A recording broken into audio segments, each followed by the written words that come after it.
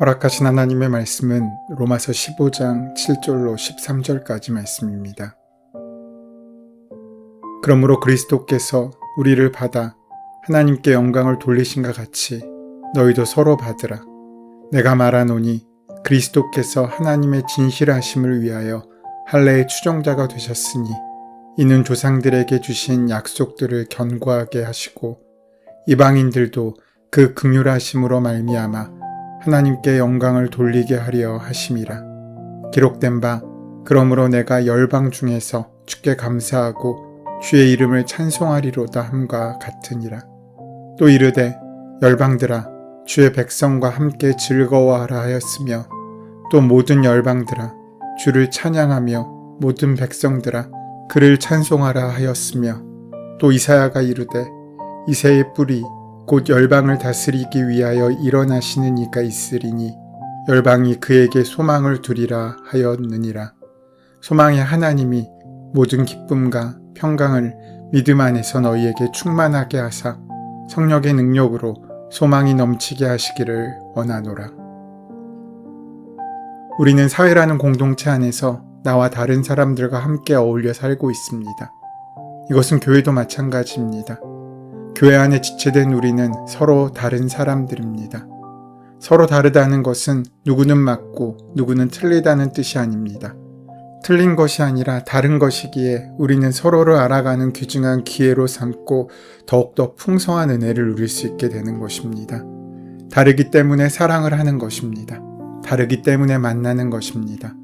똑같으면 만날 필요도 서로 사랑함으로 하나됨을 이루어야 할 이유도 없습니다. 사랑이라는 과정을 통해 서로 다 다른 것을 나의 지평이 넓어질 기회로 삼는 바로 그것이 참된 만남입니다. 내가 살아오는 동안과 똑같은 생각과 똑같은 습관으로 다른 사람을 만나려면 그것은 사랑의 관계가 아니라 주인과 노예의 관계를 꿈꾸는 것, 그를 정복하고자 하는 것과 다르지 않습니다. 사랑은 자신의 지평을 넓히는 귀중한 도구입니다.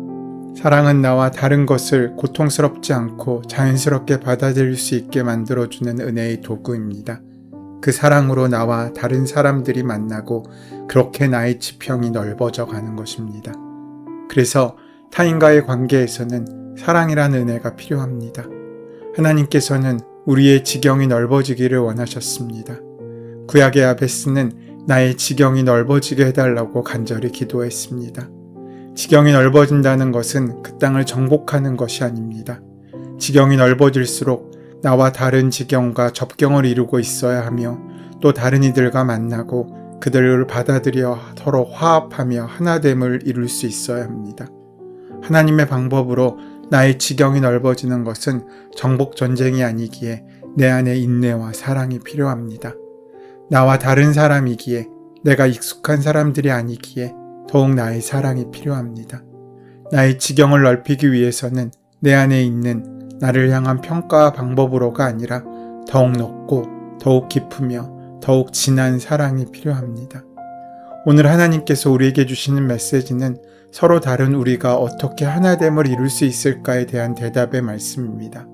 그것은 너희도 서로 받으라는 것입니다. 나와 다른 사람, 내가 싫은 사람일지라도 받아들이고 용납하라는 것입니다. 7절 말씀을 보시면 이러므로 그리스도께서 우리를 받아 하나님께 영광을 돌리신과 같이 너희도 서로 받으라고 말씀하십니다.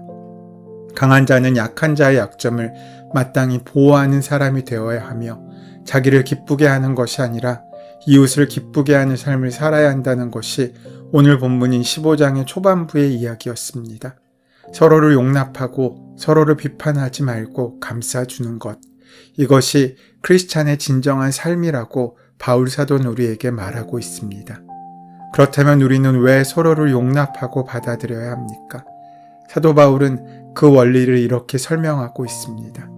하나님께서는 자격도 없고 실수도 많고 부족하고 용서받을 수 없는 죄를 지은 우리를 받아주셨습니다. 예수님께서는 우리 죄를 못 본 척하고 못 들은 척하시며 우리를 받아주신 것입니다. 하나님이 우리를 받아주시고 용서해 주셨다면 우리보다 연약한 사람을 이해해주고 사랑해주는 것이 더 큰 사랑을 받은 자로서 마땅한 삶의 태도라고 성경은 말하고 있습니다. 서로 받아주어라. 거부하거나 비판하거나 정죄하거나 다른 사람을 업신여기지 말라. 세상 사람들은 더 좋은 옷, 더 비싼 옷을 입고 폼을 재고 다니는 것이 행복인 줄 압니다. 그것은 잘못된 것입니다. 자신보다 못 입고 못 먹는 사람들을 이해하고 사랑하고 받아주어야 합니다. 이런 모습이 정말로 예수를 믿는 하나님의 사람의 모습인 것입니다. 14장에서 형제를 받아들이고 형제를 비판하지 말라, 형제를 업신여기지 말라, 강한 자는 약한 자를 보호하라. 이것은 세상에서 우리가 흔히 듣는 도덕과 윤리 때문이 아닙니다. 가난한 자와 불쌍한 자를 돕는 것은 당연한 세상의 윤리입니다. 그러나 오늘 성경은 그 윤리의 기초에서 말하고 있는 것이 아닙니다. 성경이 오늘 우리에게 이렇게 말씀하시는 것은 예수님이 그렇게 하셨기 때문에 너희도 그렇게 하라는 것입니다. 이것은 사회윤리가 아니라 바로 참된 복음입니다. 또 믿음이 강한 자는 약한 자의 약점을 마땅히 도와야 한다는 말을 계속하는 이유는 9절에 나와 있습니다. 이방인으로 그 긍휼하심을 인하여 하나님께 영광을 돌리게 하려 하심이라. 기록된 바 이러므로 내가 열방 중에서 주께 감사하고 주의 이름을 찬송하리로다 함과 같으니라. 구원받은 유대인들은 이방인들을 거부했습니다. 구원은 우리만 받는 것이다. 이방인들은 하나님의 구원을 받을 수 없는 사람들이다. 그들은 깨끗하지 못한 개와 같은 자들이다. 라며 이방인들과 함께하지 않았습니다. 유대인들은 선민의식에 도취되어 살았던 사람들이었습니다. 그러나 하나님께서 이스라엘 백성을 선택하신 까닭은 그들을 이방인을 구원하는 도구로 쓰시기 위한 것임을 제대로 알지 못하고 자신들만 독점적으로 소유한 하나님으로 착각하고 있는 것입니다. 바울이 살던 시대에는 이런 생각이 너무나 뿌리 깊게 그들의 마음 가운데 사로잡혀 있었습니다. 이스라엘을 하나님께서 택하신 목적은 이방인들을 구원하기 위한 것이었습니다. 로마서에서는 심지어 이방인들을 구원하기 위하여 이스라엘을 넘어지게 했다고 말하고 있습니다. 하나님께서는 이스라엘의 꺾어짐으로 인하여 이방인이 구원을 받도록 이스라엘을 사용하셨습니다. 이스라엘이 넘어지지 않고 하나님을 배신하지 않았더라면 복음이 이방인에게 들어갈 수 없었을 터인데 이스라엘이 복음을 거부함으로 그 복음이 이방인에게까지 들어가게 하셨다는 것입니다. 서로 용납하라는 말의 더 깊은 뜻은 이방인을 용납하라는 것입니다. 받아들일 수 없는 이방인들을 이해하고 사랑하고 용납하라는 것입니다. 그들을 저주하거나 핍박하거나 괴롭히지 말라는 것입니다. 하나님께서는 말씀하십니다. 나는 이스라엘을 사랑하지만 이방인도 사랑한다고 말입니다. 이 두 그룹이 서로를 인정하고 용납하라는 것입니다. 바울 사도가 그래서 가장 강조하고 있는 것은 이방인의 구원입니다. 하나님께서는 이방인을 위하여서도 십자가에 못 박혀 돌아가셨습니다. 8절 말씀을 보시면 내가 말하노니 그리스도께서 하나님의 진실하심을 위하여 할례의 수종자가 되셨으니 이는 조상들에게 주신 약속들을 경고케 하시고 라고 말씀합니다. 이 말씀은 유대인들이 구원을 받는 것은 조상들, 즉 아브라함과 이삭과 야곱의 하나님께서 이스라엘의 조상들과 하신 약속에 따라서 이스라엘의 구원이 이르게 되고 허락된 것입니다. 그렇다면 이방인들은 어떻게 구원을 얻게 되었습니까? 그것이 9절 말씀에 나와 있습니다. 이방인으로 그 긍휼하심을 인하여 하나님께 영광을 돌리게 하려 하심이라. 기록된 바 이러므로 내가 열방 중에서 주께 감사하고 주의 이름을 찬송하리로다 함과 같으니라. 이방인들에게는 믿음의 조상이 없었습니다. 약속도 율법도 없습니다. 그러나 이스라엘 백성들에게는 약속도 있고 메시아도 있고 구원도 있고 하나님도 성막도 있었습니다. 하나님께서 다 주셨습니다. 이스라엘 민족은 그것을 가지고 너무나 큰 자부심을 가졌습니다. 하지만 그 결과 그들은 교만하여져서 하나님을 자신들만의 하나님으로 착각한 것입니다. 하나님이 그들에게 이 축복을 주신 것은 그 축복을 통하여 모든 이방인들을 구원할 도구로 사용하기 위하여 주셨는데 유대인들은 하나님은 내 것이라고 주장하였습니다.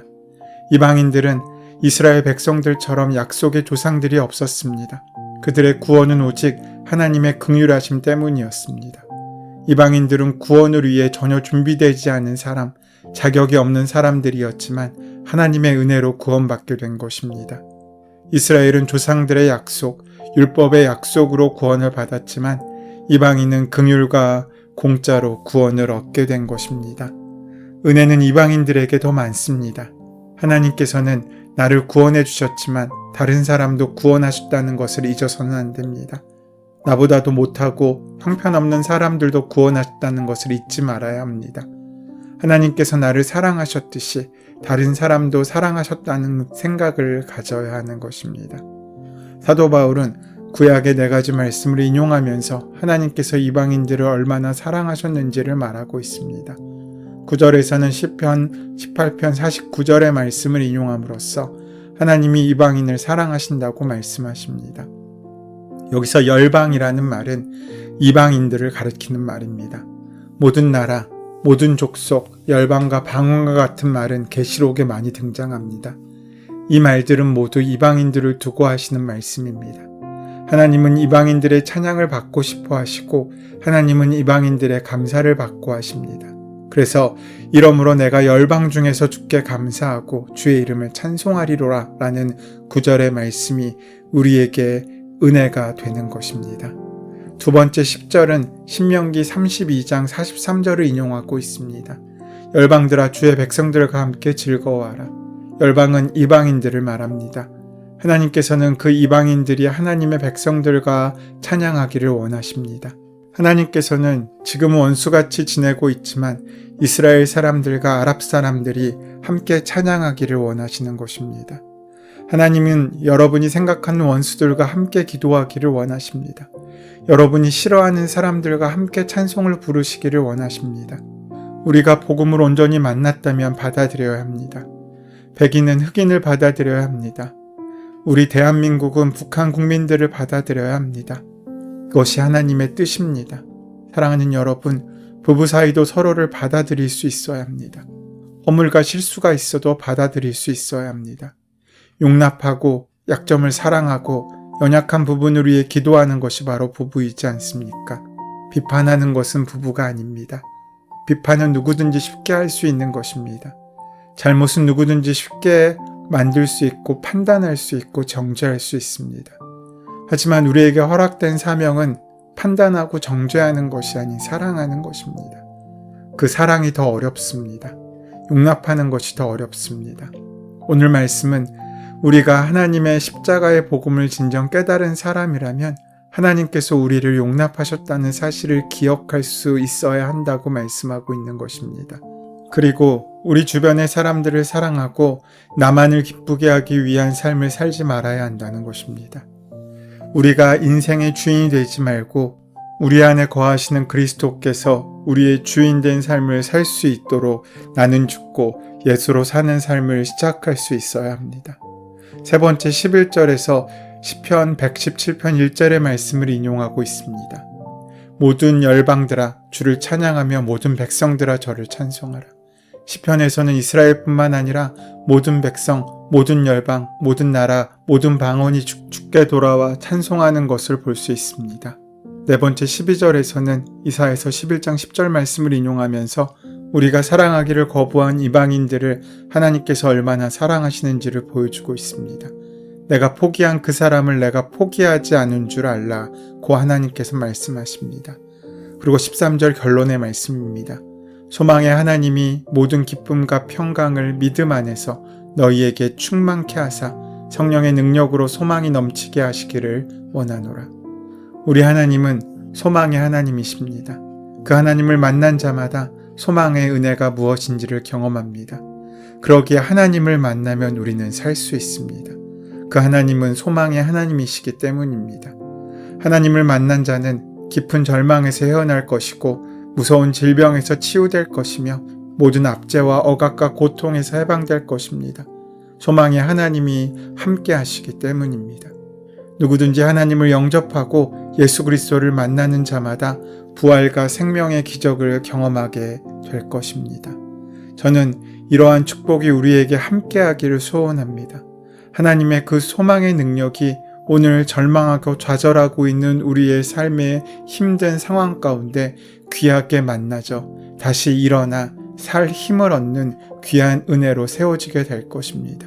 그 은혜를 다 누리시는 저와 여러분 되시기를 소원하고 축원합니다. 은혜의 주님, 하나님이 구원의 감격과 능력과 충만함으로 우리에게 넘치게 축복하셨음을 기억합니다. 그 은혜를 붙잡고 오늘을 살아가며 매일매일 삶의 순간들이 하나님의 기적을 만나는 복된 자리가 될 수 있도록 인도하시고 함께하여 주시옵소서. 예수님의 이름으로 기도드립니다. 아멘. 이제 오늘 이 아침 우리에게 허락하신 본문의 말씀이 오늘 나에게 주시는 하나님의 말씀으로 만나지기 위하여 본문의 말씀을 깊이 묵상하시고 함께 기도하는 시간 가지도록 하겠습니다. 함께 기도합니다.